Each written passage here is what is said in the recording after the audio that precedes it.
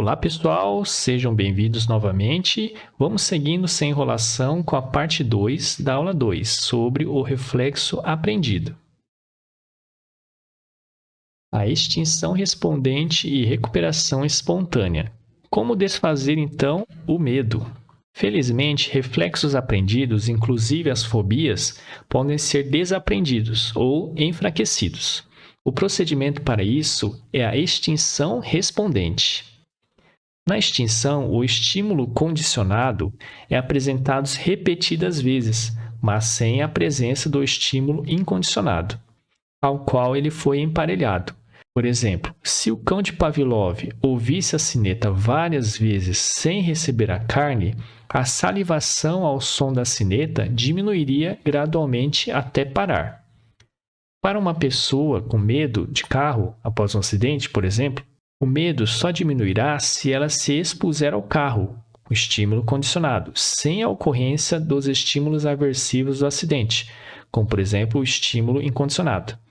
Muitas vezes evitamos o estímulo condicionado, como uma pessoa com medo da altura evita lugares altos, por exemplo, o que impede que a extinção ocorra e o medo persista. Esse mecanismo, teoricamente, é muito simples. Porém, o resultado depende do tempo e intensidade dos estímulos, acompanhamento e outros fatores que veremos mais adiante e também em outras aulas.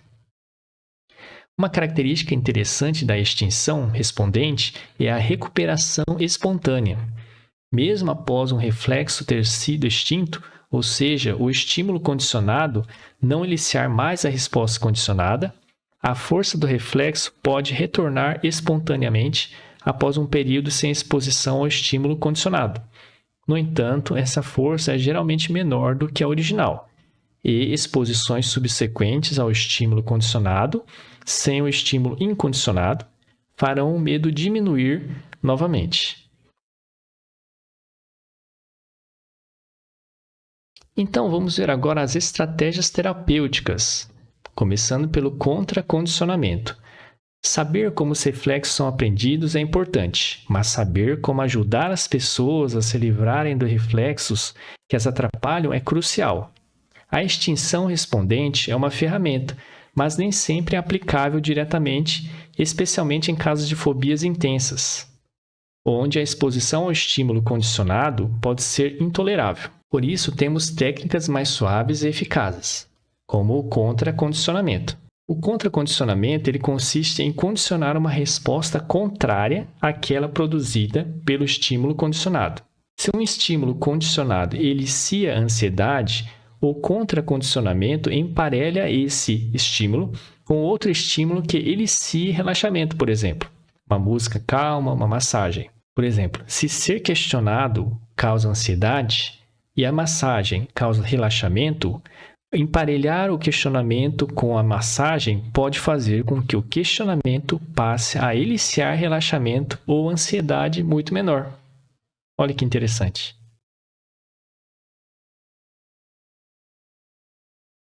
Outra estratégia terapêutica também é chamada de dessensibilização sistemática. Essa é uma das técnicas mais consagradas na psicologia clínica e utiliza o princípio da generalização respondente.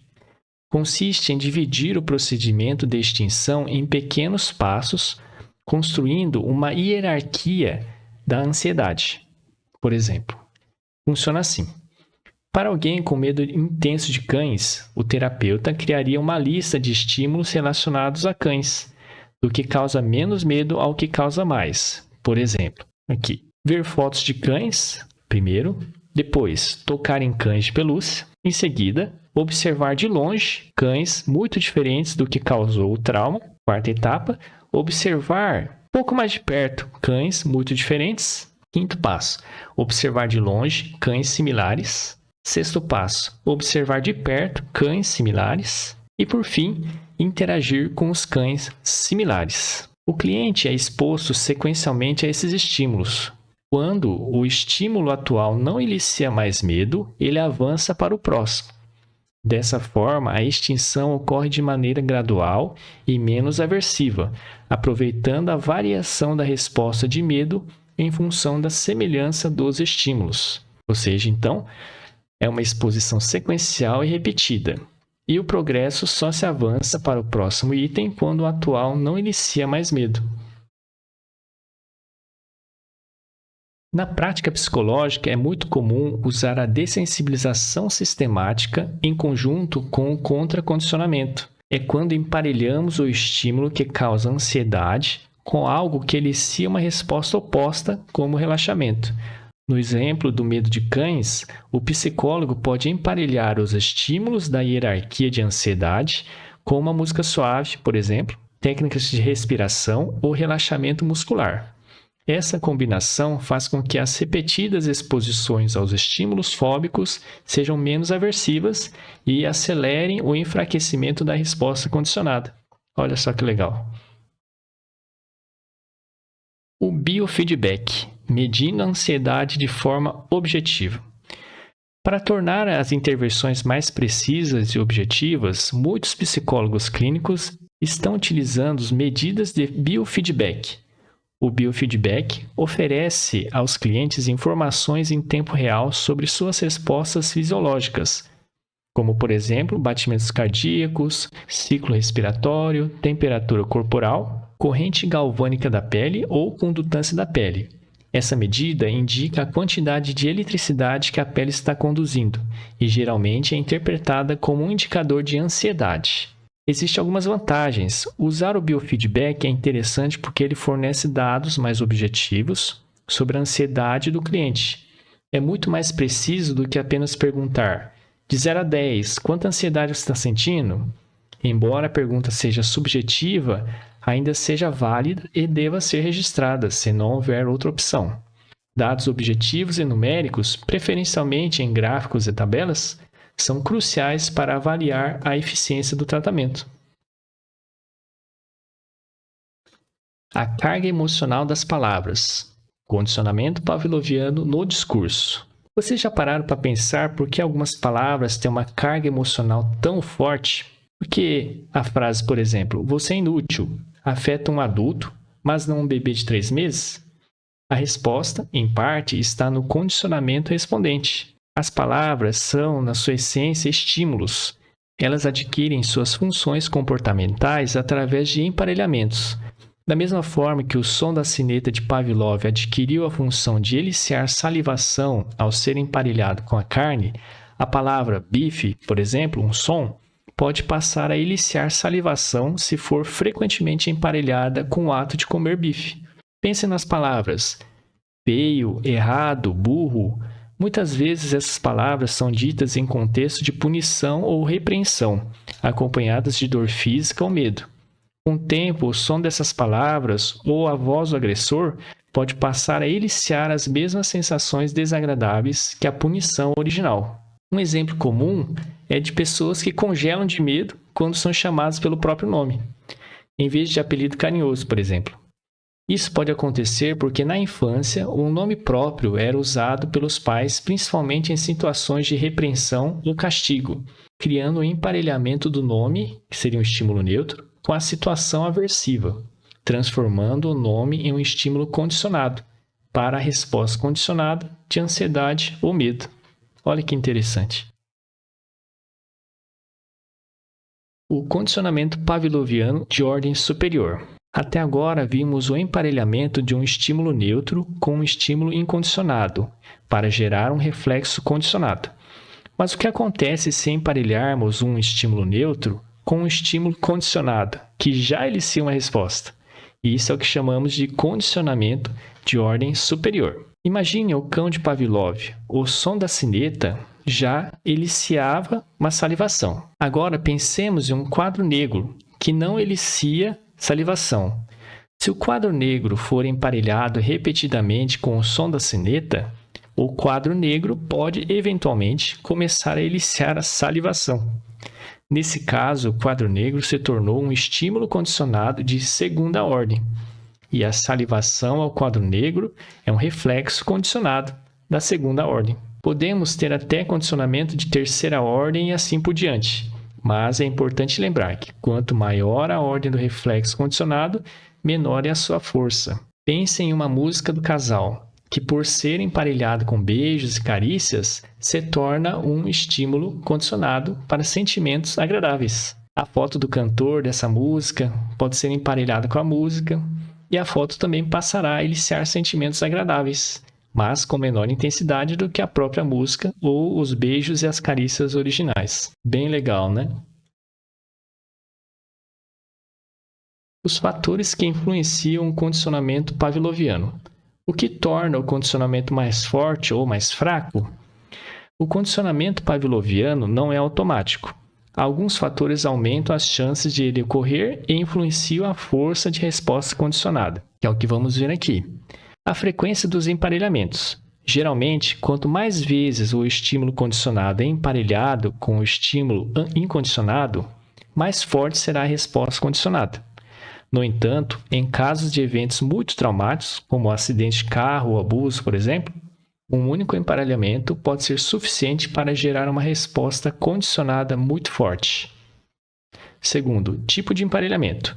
O emparelhamento mais eficaz é quando o estímulo neutro é apresentado antes do estímulo incondicionado e permanece durante a sua apresentação. Se o estímulo incondicionado for apresentado antes do estímulo neutro, na ordem inversa, o condicionamento é mais fraco ou menos provável de ocorrer. Terceiro, intensidade do estímulo incondicionado. Um estímulo incondicionado mais intenso tende a levar a um condicionamento mais rápido e, geralmente, a uma resposta condicionada mais forte. Por exemplo, um jato de ar mais forte no olho condicionará mais rapidamente o piscar em uma resposta a um som. E o quarto e último, o grau de predição do estímulo neutro. Para que o condicionamento seja eficaz, o estímulo neutro deve ser preditivo da ocorrência do estímulo incondicionado. Se o estímulo neutro for apresentado muitas vezes sem ser seguido pelo estímulo incondicionado, o condicionamento será menos provável. Isso porque a exposição ao estímulo neutro, sem o estímulo incondicionado, funcionam como um processo de extinção, enfraquecendo a resposta condicionada. E as aplicações práticas do condicionamento pavloviano no nosso dia a dia.